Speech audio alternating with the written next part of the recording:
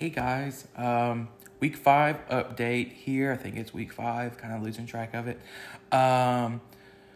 So anyway, this week has been pretty good. I did have a sensor fail on me a little over a week ago. It made it about day 4. I had it on my arm where I have this sensor, and it just failed randomly. I got the sensor calibrating once throughout the day, and then immediately did it again about, less than an hour after that one. Sensor updating, excuse me. I got sensor updating about halfway through the day. I was at work, so it wasn't really that big of a deal. And then I got off work and I noticed that it started doing it again. And then not long after I got home from work, the sensor or the pump said to change the sensor. So I did change it. I did the replacement through Medtronic, and that is actually the sensor that I have on now. It was delivered within less than 3 days to my house. The replacement process online was a breeze. It's actually the first time that I've used that.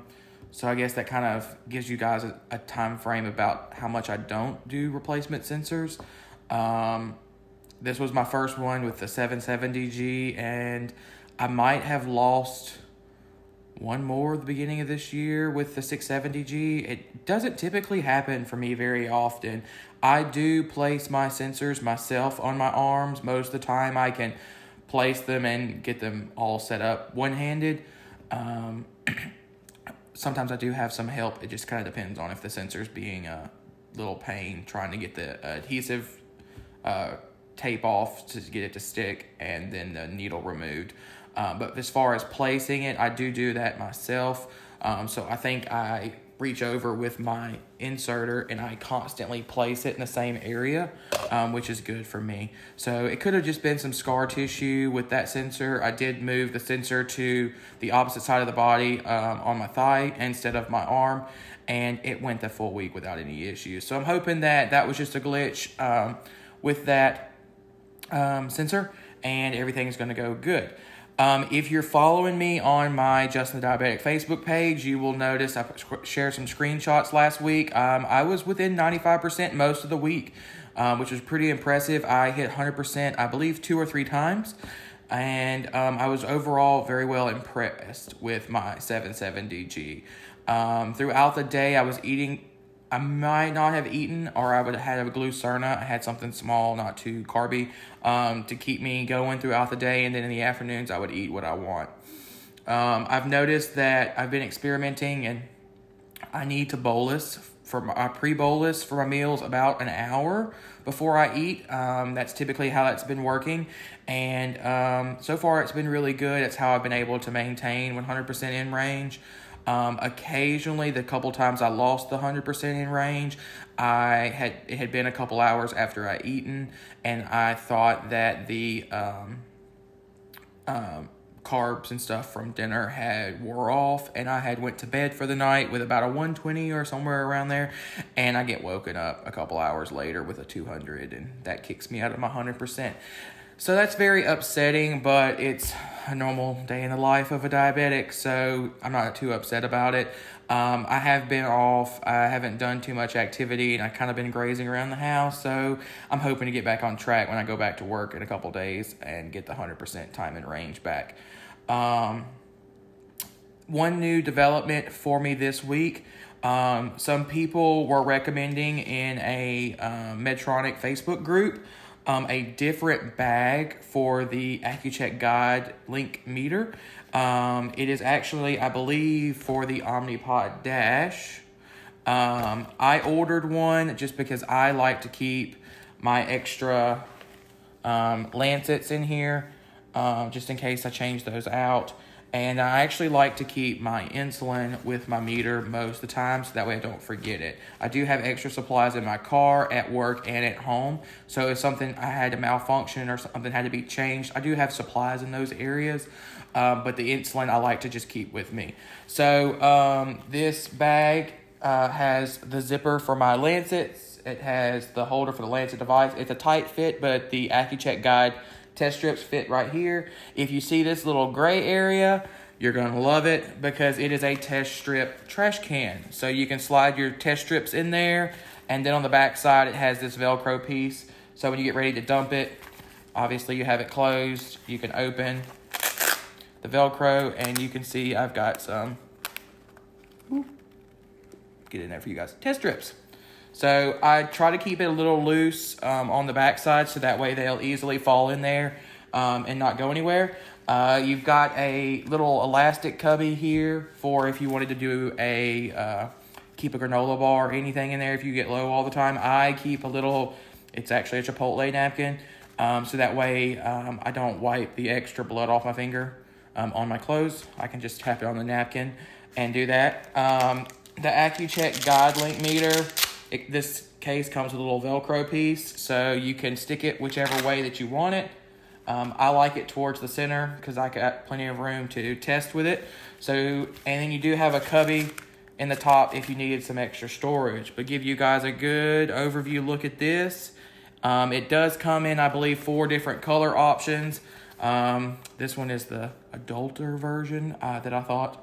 So, I got it. I didn't want anything that looked too childish or anything. My people that work would judge me or just give me a hard time about it.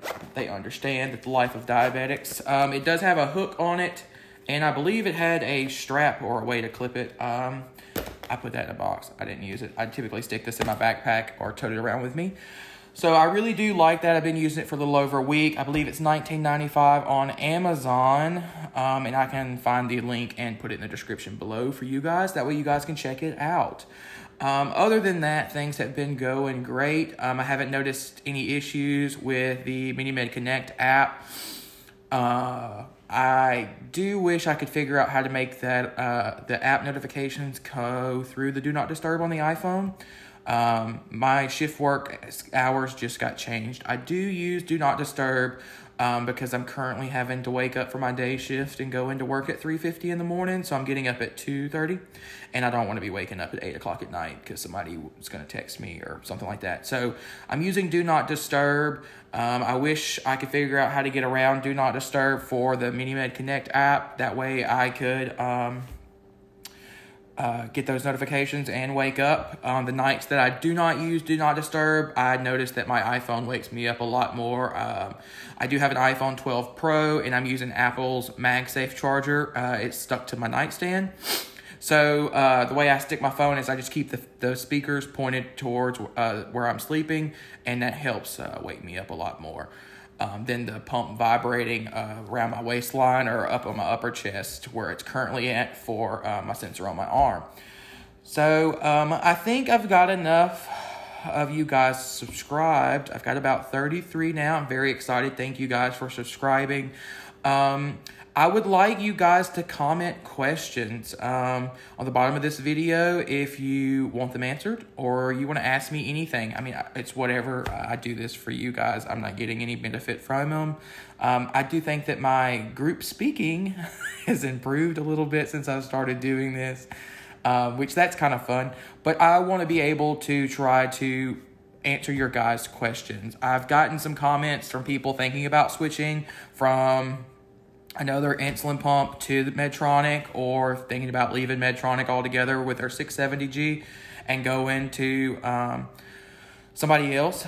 But my videos are kind of helping, so I want to know your questions. I would really love for this video to blow up with questions in general about the 770G, 670G, auto mode. You can ask me some questions about my personal diabetes stuff.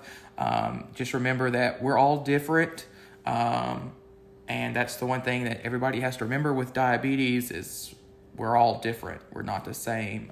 So what works for me, most likely is not going to necessarily work 100% for you. It could be similar, but you're going to be different. So I'm just sharing my experience, and that's what I want to continue to do with you guys and continue to grow this channel and my Facebook page.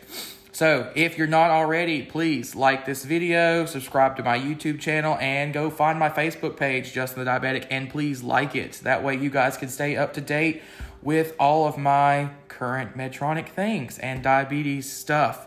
I would like to eventually venture out into other diabetes products once I grow the channel and get to the point to where I could do that. But right now I am kind of stuck with Medtronic.